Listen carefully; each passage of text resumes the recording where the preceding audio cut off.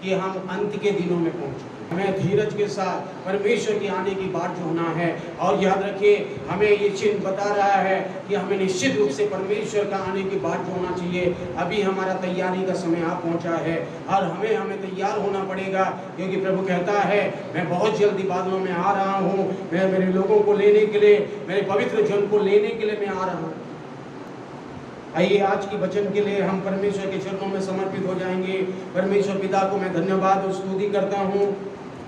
पिता परमेश्वर ने हमें एक सुंदर समय दिया कि उसके चरणों में आकर हम सब उसकी उपासना कर सकें। ऑनलाइन में जुड़े हुए हैं मेरे भाई और बहनों, सुनने वाले सबको मैं प्रभु यीशु मसीह के नाम से प्रेज़ द लॉर्ड, जय मसीह की करता हूँ, और आए हुए सबको मैं जय मसीह की भी करता हूँ। आप सब जो है प्रभु की उपस्थिति में बने रहें और प्रभु के वचनों को आप ध्यानपूर्वक सुने।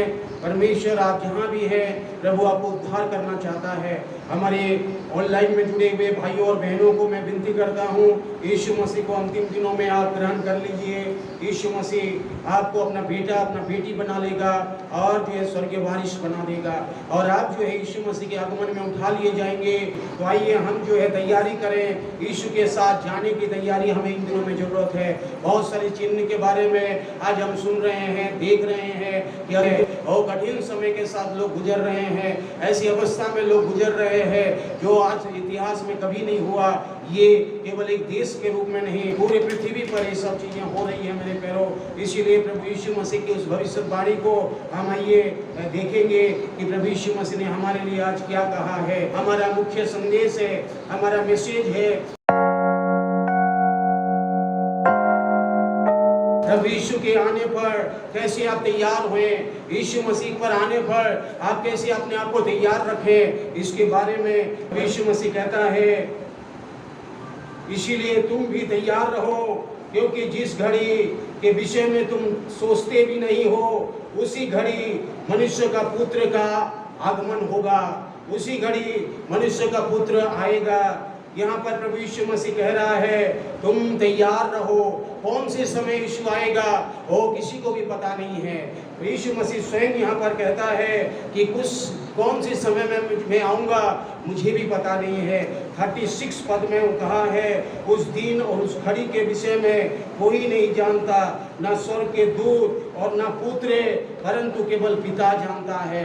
मेरे प्यारों, ये संसार के सारे चिन्ह जो है हमें साफ साफ कह रहा है कि अंत के निकट हम पहुंच चुके हैं।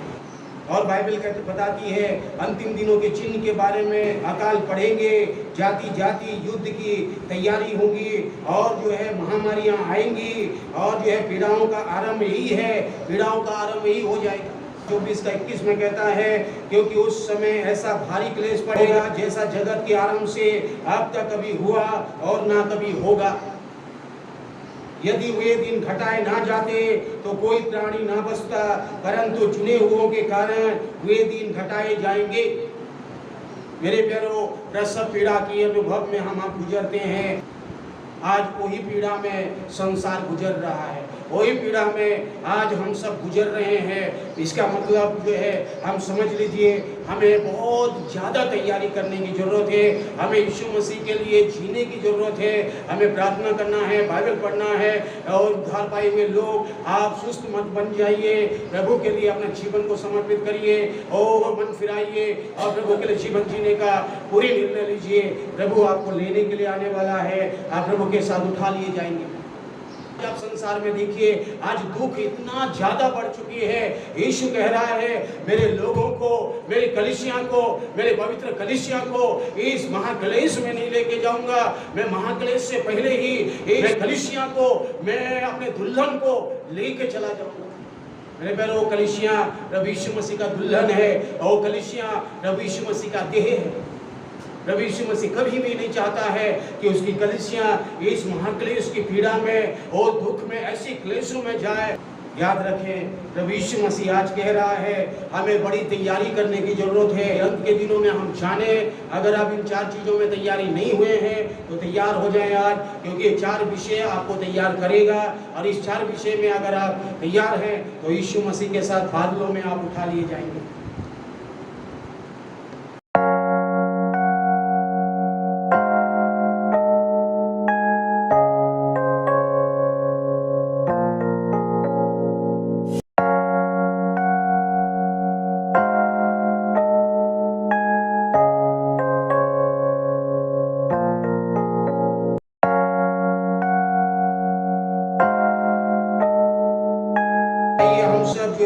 परमेश्वर की उपस्थिति में पहली तैयारी को देखें। यीशु मसीह स्वयं कहता है, गॉस्पेल ऑफ जॉन, यूहन्ना रचित सुसमाचार 3 अध्याय का 3 पद और 5 पद में हम आएंगे। आइए सब जिसके पास बाइबल है आप इस वचनों को पढ़ें। यीशु ने उसको कहा, उत्तर दिया, मैं तुमसे सच सच कहता हूँ, यदि कोई नए सिरे से जन्म ना ले तो परमेश्वर के राज्य को देख नहीं सकता। निकोदेमस ने उससे कहा, मनुष्य जब बूढ़ा हो गया तो कैसा वो जन्म ले सकता है? क्या वो अपनी माता के गर्भ में दूसरी बार प्रवेश करके जन्म ले सकता है? यीशु ने उसे उत्तर दिया, मैं तुझसे सच सच कहता हूँ, जब तक कोई मनुष्य जल और आत्मा में से जन्म ना ले तो वो परमेश्वर के राज्य में प्रवेश नहीं कर सकता है। क्योंकि जो शरीर से जन्मा है वो शरीर है, जो आत्मा से जन्मा है वो आत्मा है। मेरे प्यारों, यीशु मसीह हमारे लिए पहला जो तैयारी वो कहता है हमें नए सिरे से जन्म लेना, नया जन्म पाना। We must be born again. हम नए जन्म को पाना, यीशु मसीह में नई सृष्टि को हम अनुभव करना। बॉर्न अगेन एक्सपीरियंस को यीशु मसीह यहाँ पर कह रहा है। ये वचन प्रभु यीशु मसीह निकोदेमुस के लिए कह रहा था। मोसेस के द्वारा दी गई नियम कानूनों को यहूदियों में से वो रब्बी था, वो गुरु था, वो लोगों को सिखाता था, लेकिन उसे मालूम नहीं था कि जो है नया जन्म क्या होगा। उसे पता नहीं है कि नया जन्म क्या होता है। और बहुत सारे मसीहत में आप देखिए नया जन्म क्या है नहीं पता है। यीशु कहता है जब तक तुम नए सिरे से जन्म ना लो, और जो है we have to be born again, हमें जो है बॉर्न अगेन होना पड़ेगा, हमें नया जन्म लेना पड़ेगा। तो आप सोच रहे होंगे कि जन्म कैसे लिया जाता है। मेरे प्यारों, ये जन्म जो है पवित्र आत्मा के द्वारा ही होता है, परमेश्वर की ओर से ही नया जन्म होता है। बाइबल कहती है यूहन्ना 1:13 में लिखा है, ये नया जन्म जो होता है न लहू से होता है, न मनुष्य की इच्छा से होती है, न शरीर की इच्छा से होती है, परंतु ये परमेश्वर से होता है।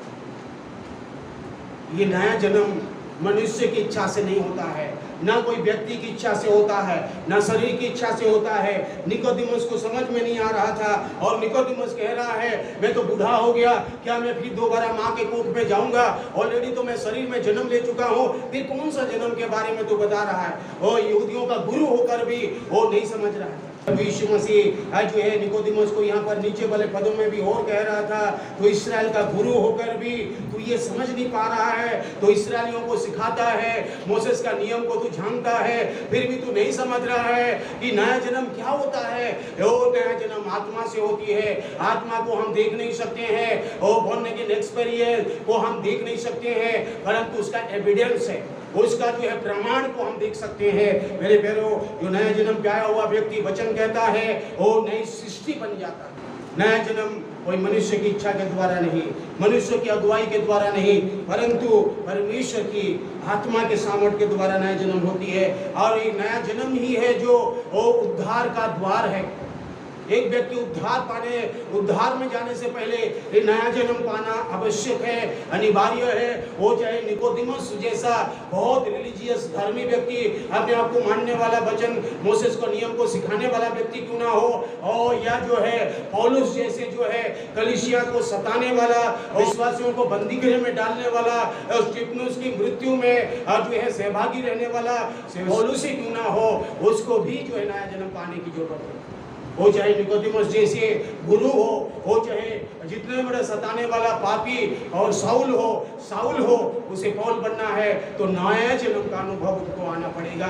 बिना नया जन्म पाए हुए कोई प्रभु यीशु मसीह में उद्धार नहीं पा सकता है। बाइबल कहती है हमें वचन के अनुसार नया जन्म मिलती है, हमें पवित्र आत्मा में सामर्थ्य से हमें नया जन्म मिलती है। ये नया जन्म दिखता नहीं है, ये नया जन्म इन आंखों से आप देख नहीं पाएंगे।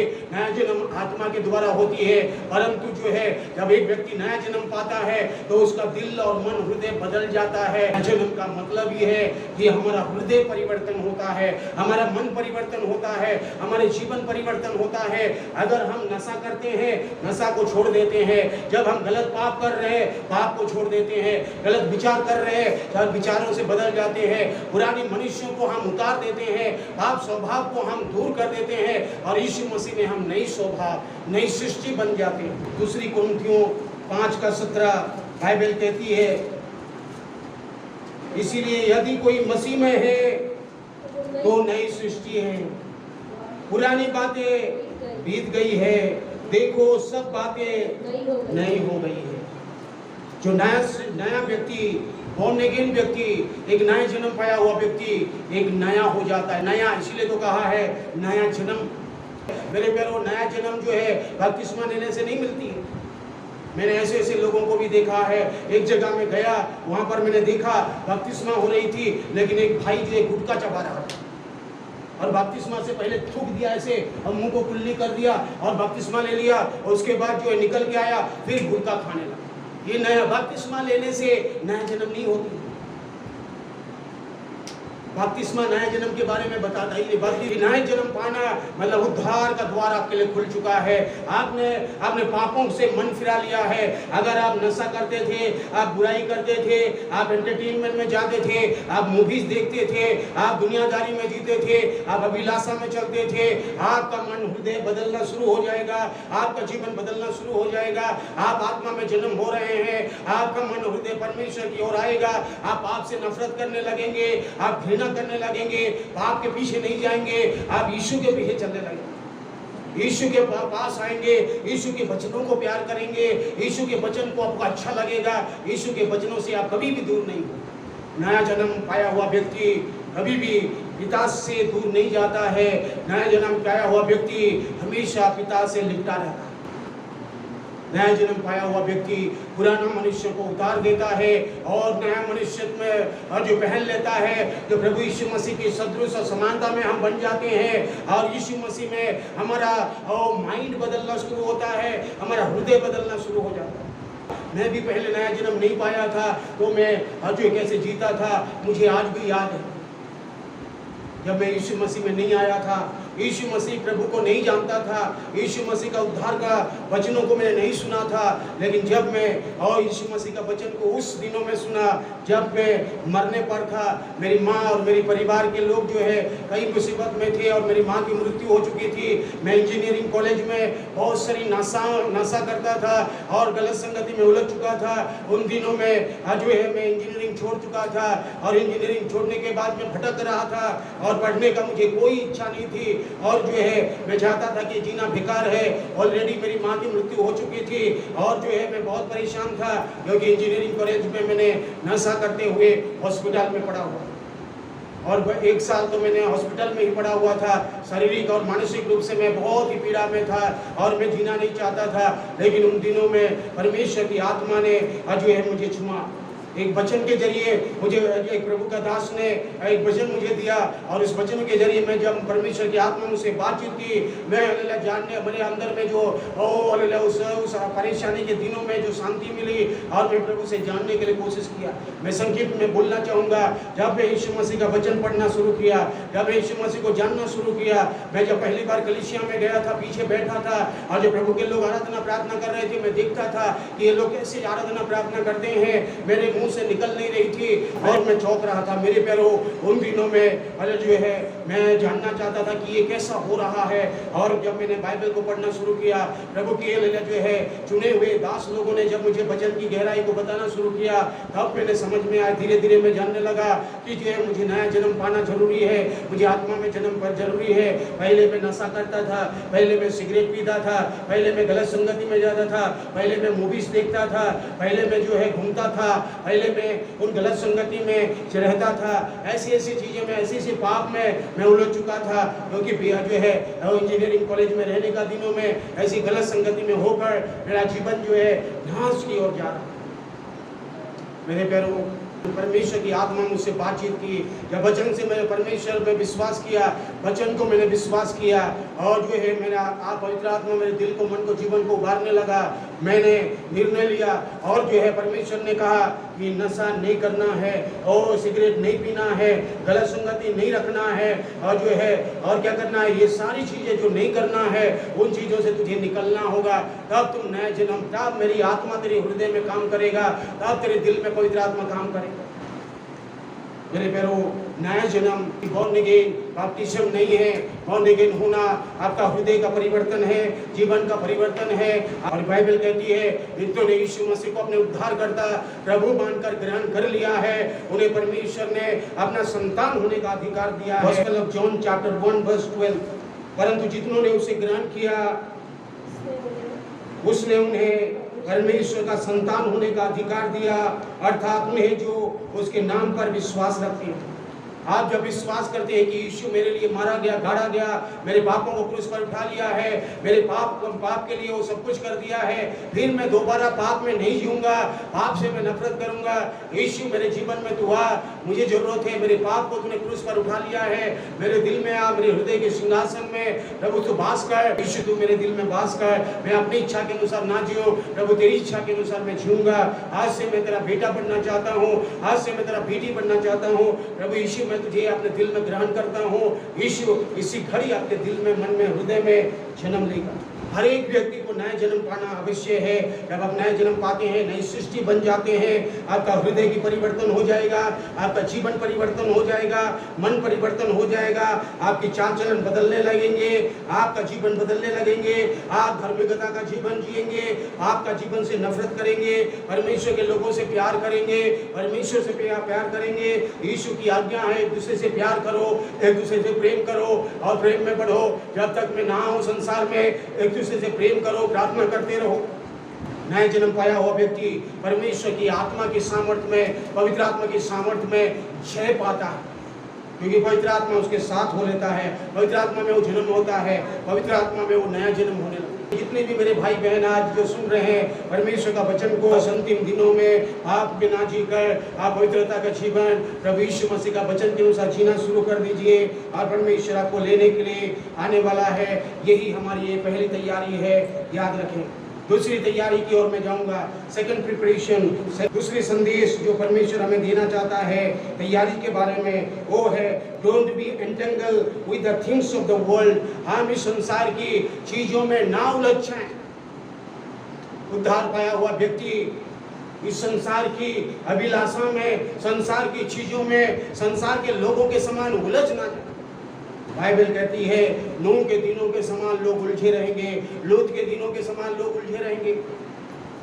लूका रचित सुसमाचार 17 अध्याय का 26 से 27 और 28 से 30 पद बाइबल कहती है कि नूह के दिनों में लोग जो है खाने पीने, अपनी अभिलाषा को पूरा करने में लगे हुए थे। लूत के समय में जो है पाप में लोग जीने में लगे हुए थे, घमंड में जी रहे थे, अपने स्वार्थी का जीवन जी रहे थे और जो है सारी इमोरल लाइफ जी रहे थे। हमेशा याद रखिए, संसार की चीजों में हमें उलझने के लिए यीशु मसीह में नहीं आए हैं। हम संसार में जरूर रहते हैं, लेकिन संसार के लिए और जो है हम ना जिए, प्रभु यीशु के लिए जीना शुरू करें। परमेश्वर आपको सहायता करेगा, परमेश्वर आपको मदद करेगा। बाइबल कहती है संसार के सदृश ना बनो। पौलुस कहता है रोमियो की पत्री 12 अध्याय का 2 पद में कहता है इस संसार के सदृश ना बनो, परंतु तुम्हारे मन के नए हो जाने से तुम्हारे चाल चलन भी बदलता जाए और भली भांति और सिद्ध इच्छा अपने अनुभव से मालूम करते जाए। मेरे भाई, संसार के सदृश ना बनो, इसका मतलब क्या है? संसार के लोगों के समान मत जियो। टेक्नोलॉजी आज जो है लोगों को फंसा के रख दिया है, टेक्नोलॉजी जो है आज जो है लोगों को उलझा के रख दिया है। यहाँ तक कि प्रभु के लोग भी आज टेक्नोलॉजी में उलझ के रह रहे हैं। मेरे टेक्नोलॉजी को अगर प्रभु की सेवकाई के लिए यूज किया जाए, परमेश्वर की महिमा के लिए यूज किया जाए तो बहुत अच्छा है। लेकिन अगर इस संसार की अभिलाषा, आंखों की अभिलाषा, शरीर की अभिलाषा, मन की अभिलाषाओं को पूरा करने के लिए अगर इस टेक्नोलॉजी को कोई अगर इस्तेमाल करता है तो वो जो है वो उस यीशु मसीह के द्वितीय आगमन में नहीं जाएगा। लूका रचित सुसमाचार 17 अध्याय 31 और 32। उस दिन जो छत पर हो उसका सामान घर में हो, वह उसे लेने को ना उतरे, और वैसे ही जो खेत में हो वो पीछे ना लौटे। लूत की पत्नी को स्मरण रखना। परमेश्वर ने कहा पाप इतना बढ़ गई है, इसलिए मैं देश को जलाने वाला हूँ। गंधक से मैं इस देश को भस्म करूंगा। और लूत अपने परिवार के समझ उतर जा, क्योंकि तेरा चाचा अब्राहम ने प्रार्थना किया है, इसलिए मैं तुझे और तेरे घराने को मैं अल्लाह बचाऊंगा। वहां पर जब निकल रहे थे, लूत की पत्नी ने, बाइबल कहती है, पीछे मुड़ के देखा मेरा घर, क्योंकि उन्होंने घर वहां बना चुके थे, कई साल उस नगर में रह चुके थे, घर था, उनके पास सब कुछ था। आज के समय होता तो उनके पास गाड़ी, बंगला, फ्रिज, कूलर और सब कुछ होता, सुविधा उसके पास था। लेकिन जो है वो जब निकल के जा रही थी, वो जो है उस समय में लूत की पत्नी संसार की बातों पर, यीशु मसीह कहता है लूत की पत्नी को स्मरण रखो, संसार की चीजों में मत उलझो। पौलुस की पत्री 3 अध्याय का 1, 2, 3 पद में जब हम पढ़ते हैं, जब तुम मसीह के लिए साथ जिलाए गए तो स्वर्गीय वस्तुओं की खोज में लगे रहो, जहाँ मसीह विद्यमान है और परमेश्वर की दाहिनी ओर बैठा है, पृथ्वी पर की नहीं परंतु स्वर्गीय वस्तु पर ध्यान लगाओ, क्योंकि तुम तो मर गए और तुम्हारा जीवन मसीह के साथ परमेश्वर में छिपा हुआ है। जब मसीह जो हमारा जीवन है प्रकट होगा, तब तुम भी उसके साथ महिमा के सहित प्रकट किए जाओगे। आपका मन, आपका हृदय संसार की वस्तु, पृथ्वी की वस्तु पर ध्यान न लगाए। मैं बाइबल ये नहीं कहता है कि मेहनत ना करें, संसार में काम ना करें और सब कुछ आप कर सकते हैं, लेकिन याद रखिए इस बीच में आप हमेशा यीशु की ओर मन लगाएं, काम करते हुए यीशु की ओर ध्यान लगाएं और संसार की वस्तु में ना उलझ जाएं, वो उलझाने वाले पाप में ना उलझ जाएं। और पहला यूहन्ना का 2:15 और 16 पद में कहती है, संसार की जो संसार से प्रेम करता है और संसार की वस्तु से प्रेम करता है, पिता का प्रेम उसमें नहीं है। संसार से जो प्रेम करता है वो पिता से प्रेम नहीं करता है। वो अपने आंखों की अभिलाषा, शरीर की अभिलाषा और जीविका का घमंड से वो प्रेम करता है और जो है वो सब मिटते जाएंगे। लेकिन परमेश्वर की इच्छा के अनुसार, परमेश्वर के वचन के अनुसार जो परमेश्वर से प्रेम करता है वो हमेशा परमेश्वर में बना रहेगा, यीशु में हमेशा बना रहेगा और यीशु के आगमन में वो तैयार होते हुए उठा लिया है। पौलुस गलातियों के कलीसिया को कहता है, गलातिया अध्याय का 14 पद में, पर ऐसा ना हो कि मैं अन्य किसी बात पर महिमा करूं या घमंड करूं, केवल हमारा प्रभु यीशु मसीह के क्रूस का, जिसके द्वारा संसार मेरी दृष्टि में और मैं संसार की दृष्टि में क्रूस पर चढ़ाया गया हूं। पौलुस कहता है कि मैं मसीह के साथ क्रूस पर चढ़ा गया हूँ। अब मैं जीवित ना रहा, परंतु मसीह यीशु मुझ में जीवित है और मैं शरीर में अब जो जीवित हूँ तो केवल उस विश्वास से जीवित हूँ जो परमेश्वर के पुत्र पर है, जिसने मुझसे प्रेम किया है और मेरे लिए अपने आप को दे दिया है। यीशु मसीह के लिए आप जिए, यीशु मसीह के लिए अपने शरीर, अपने प्राण, अपनी आत्मा को दें। मेरे प्यारों, हम संसार के लिए ना जिए। मैं हमेशा कह रहा हूँ कि संसार में हम रहते हैं एक परदेसी के समान। भोजप्रिय लोगों के घर में आज दुख की अवस्था है। आप ये ना सोचिए अगर उद्धार पाए हैं तो हम सब बादलों में उनके साथ मिलेंगे। हमें बहुत ज़्यादा और डिप्रेशन में जाने की जरूरत नहीं है। अगर यीशु मसीह में उद्धार पाए हैं हमारे प्रिय लोग, तो निश्चित रूप से यीशु के आगमन में उठा लिए जाएंगे और जी उठेंगे, हम भी बदल जाएंगे और हम सब यीशु के साथ बादलों में मिलकर स्वर्ग में चले जाएंगे। इसीलिए हमें उस धन्य आशा की ओर लगे रहें। आइए हम तीसरी तैयारी के बारे में देखेंगे। समाचार 21 अध्याय का 34 और 36 पदों से हम पढ़ेंगे। 34 पद कहता है, सावधान रहो, ऐसा ना हो तुम्हारा मन खुमार, मतवालापन, जीवन की चिंताओं में सुस्त हो जाए और वो दिन तुम पर फंदे के समान अचानक आ पड़े, क्योंकि वो सारी पृथ्वी पर सब रहने वालों पर इसी प्रकार से आ पड़ेगा। इसीलिए जागते रहो और प्रार्थना हर समय करते रहो, ताकि प्रभु यीशु मसीह के आगमन में हम उठा लिए जाएं। हमें यहाँ वचन कहता है, यीशु कहता है, हमें जागने की जरूरत है, हमें चौकस रहने की जरूरत है। झूठे भविष्यद्वक्ता, झूठे शिक्षक अंतिम दिनों में उठ खड़े होंगे और अपने ही फायदे के लिए, अपने ही अभिलाषा के लिए वो प्रचार करेंगे। दूसरी पत्रस की पत्री 2 अध्याय 1 पद से लेकर 3 पद तक मैं पढ़ूंगा। जिस प्रकार उन लोगों से झूठे भविष्यद्वक्ता थे, उसी प्रकार तुम में से झूठे उपदेशक होंगे और जो नाश करने वाले पाखंड का उद्घाटन छिप कर करेंगे। और स्वामी का जिसने उन्हें मोल लिया है इनकार करेंगे, अपने आप को शीघ्र विनाश में डाल देंगे। बहुत से उनके समान लुचपन करेंगे, जिनके कारण सत्य के मार्ग की निंदा की जाएगी। वे लोग के लिए बातें गढ़कर बातें गढ़कर तुम्हें अपने लाभ का कारण बनाएंगे। जो दंड की आज्ञा उन पर पहले ही हो चुकी है, उसके आने में कुछ देर नहीं, उनका विनाश उनका नहीं। मेरे प्यारों, अंतिम दिनों में प्रभु यीशु मसीह कहा, झूठे भविष्यद्वक्ता, झूठे उपदेशक, झूठे प्रचारक खड़े होंगे, झूठे प्रेरित खड़े होंगे। बाइबल कहती है और वो लोग बहुत सारे लोगों को भरमाएंगे, बहुत सारे चुने हुओं को भी उलझा देंगे और वो लोग जो है बहुत सारे चुने हुए विश्वास से भटक जाएंगे और ऐसी अधर्म बढ़ जाएगी। यीशु मसीह ने कहा, मत्ती रचित सुसमाचार में यीशु ने कहा, अधर्म के बढ़ने से बहुत सारे लोगों का विश्वास ठंडा हो जाएगा, बहुत सारे लोगों का प्रेम ठंडा हो जाएगा और यीशु मसीह से दूर भी हो जाएंगे, वचन से दूर हो जाएंगे। ओ याद रखिए, हमें तैयार होना है, यीशु मसीह का आगमन निकट है, हमें चौकस रहना है, जागते रहना है, प्रार्थना करते रहना है। जब याद रखिए, हमें तीसरी तैयारी जागते हुए प्रार्थना करते रहना पड़ेगा और प्रभु आपको सारी जो है झूठे शिक्षा, झूठे भविष्यवक्ताओं की शिक्षाओं से आपको बचाएगा। प्रभु यीशु मसीह यहाँ चिताता है। और ये हमें आखिरी तैयारी आपको करना है। आखिरी जो है तैयारी यहाँ पर कहता है कि पवित्र आत्मा में भरते रहें।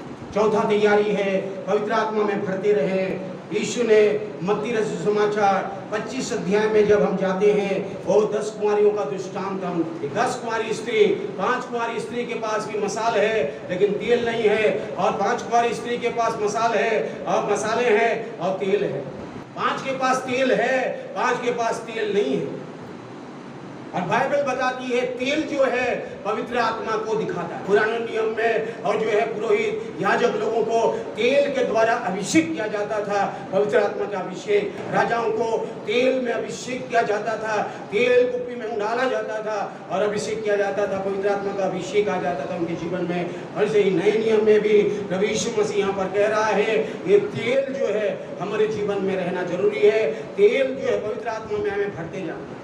मेरे पैरों दिया जलता रहेगा, जलता रहेगा, जलता रहेगा, तेल जैसे खत्म होने लगेगा, दिया भी क्या हो जाएगा, बुझने लगेगा। ये उसमें तेल डालते रहना पड़ेगा, तेल डालते रहना पड़ेगा, तेल डालते। अगर तेल नहीं डाला तो दिया बुझ जाएगा। यहाँ पर प्रभु यीशु मसीह ने कह रहा था कि मेरे पैरों अंतिम दिनों में जब जो है मैं तुम्हें लेने के लिए आने वाला हो, तो रोज पवित्र आत्मा में भरना, रोज पवित्र आत्मा में भरना, नहीं तो आपका दिया बुझ जाएगा, मसाले बुझ जाएगी और आप मेरी आगमन में नहीं जाओगे। और पवित्र आत्मा के बारे में प्रभु यीशु मसीह ने स्वयं कहा है, जब तक ऊपर से तुम्हें सामर्थ्य ना मिले और इसी नगर में तुम ठहरे रहना, और पवित्र आत्मा का सामर्थ्य तुझ पर उतरेगा तो तुम सामर्थ्य पाओगे और उसके बाद तुम मेरी गवाही होगे यरूशलेम में, समरिया में, सारी समरिया, यहूदिया में और पृथ्वी के छोर छोर तक। ये कहते हुए यीशु मसीह और जो है बादलों में उठा लिया गया और देखते अपने लोग इसको देखते ही रहते थे। और स्वर्गदूत उतर कर उन्हें कहा, हे गलीली के पुरुषों, यीशु नासरी और जो है स्वर्ग की ओर उठा लिया गया, उसे क्यों बादलों में उठा लिया गया, उसे तुम्हें क्यों देख रहे हो? जैसा तुम्हारी आंखों के सामने में यीशु मसीह ने बादलों में उठा लिया गया, उसी रीति से बादलों में तुम्हें लेने के लिए आ रहा है। इसलिए जाओ, यीशु ने जो कहा है उन बातों को करो, पवित्र आत्मा की सामर्थ को पाओ, पवित्र आत्मा में भरो। पेंतेकोस्त के दिन में पवित्र आत्मा में 120 के लगभग लोग पवित्र आत्मा में भर गए, अन्य अन्य भाषा बोलने लगे। पीड़ितों के काम 2 अध्याय का 4 पद कहता है, इतने भी वहां थे, पवित्र आत्मा में भर गए, पवित्र आत्मा में भर गए और परमेश्वर की आराधना करने लगे, अन्य अन्य भाषाओं में बोलने लगे। और कुछ लोग, सुनने वाले लोग जो है बोलने लगे, ये तो नशा पिए हैं, एक ऐसी बातें कर रहे हैं जो पवित्र आत्मा को नहीं समझे हैं। वो लोग ऐसा बोलेंगे। आए करो, पवित्र आत्मा में भरते जाओ। यहाँ बाइबल कहती है, और जो है दाखरस से मत वाले ना बनो क्योंकि उससे लुचपन होती है, पर आत्मा से परिपूर्ण हो जाओ, filled with the Holi spirit. मेरे पैरों पवित्र आत्मा में भर जाएं। पवित्र आत्मा आपको भर देना चाहता है। पहली शताब्दी कलीसिया में आप बार बार देखें, पवित्र आत्मा में लोग भरते गए, पवित्र आत्मा में लोग भरते गए, पवित्र आत्मा में लोग भरते गए। मेरे पैरों पवित्र आत्मा ही है जो हमें यीशु मसीह के आगमन के लिए तैयार करता है। आज कलीसिया को तैयार करने वाला पवित्र आत्मा परमेश्वर है। मेरे पैरों परमेश्वर की कलीसिया तैयार हो रही है, जिसको यीशु मसीह बहुत जल्दी लेने के लिए आ रहा है। तो बाइबल कहती है, रोमियो की पुस्तक में 8 अध्याय का 11 पद कहती है, जिस पवित्र आत्मा ने प्रभु यीशु मसीह को मरे हुए में से जिलाया, जो हम यीशु मसीह में हैं, ओ हम यीशु के आगमन के लिए हम अगर यीशु में मर गए हैं तो हम जिला लिए जाएंगे और हम जीवित हैं। वही आत्मा हमें बदल देगा, वो ट्रांसफॉर्म कर देगा। The same spirit is going to transform you in the glorious body. मेरे प्यारों, पवित्र आत्मा में भरते जाएं, पवित्र आत्मा में हम भरते जाए। और पतरस बार बार पवित्र आत्मा में भरते हुए पहली शताब्दी कलीसिया में प्रचार करता गया।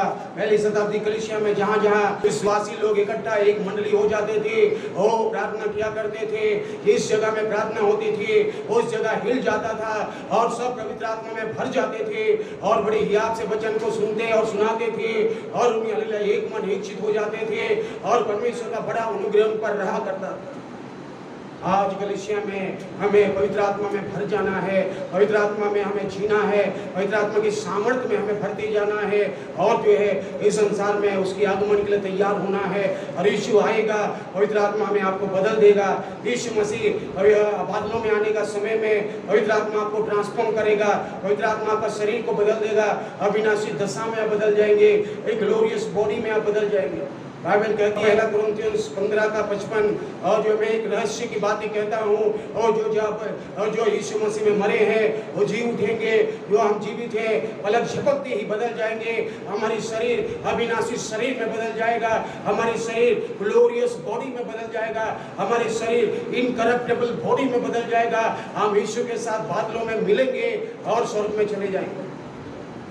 हम क्या तैयार हैं? आज मेरे भाई और बहनों, मेरे सुनने वाले सारी पीढ़ी करता हूँ कि आप सब इन दिनों में बड़ी तैयारी करें। बहुत सारे चिन्ह के बारे में हम सुन रहे हैं, बहुत सारे बाइबल स्कॉलर्स बता रहे हैं और बाइबल खुद बता रहा है कि अंतिम दिनों में ये सारी घटनाएं होगी। याद रखिए, हमें ये 4 तैयारी करने की जरूरत है और इस 4 तैयारी अगर हमारे जीवन में है तो हमें कोई भी चिंता करने की बात नहीं है। यीशु मसीह के आगमन में हम निश्चित रूप से उठाए लिए जाएंगे। परमेश्वर की आत्मा हमारी आत्मा में गवाही देगा कि हम परमेश्वर के बच्चे हैं, प्रभु यीशु मसीह के संतान हैं और हम आत्मा के चलाए चलते हुए उसके आगमन में हम बदल जाएंगे और यीशु के साथ बादलों में मिलेंगे और स्वर्ग में चले जाएंगे।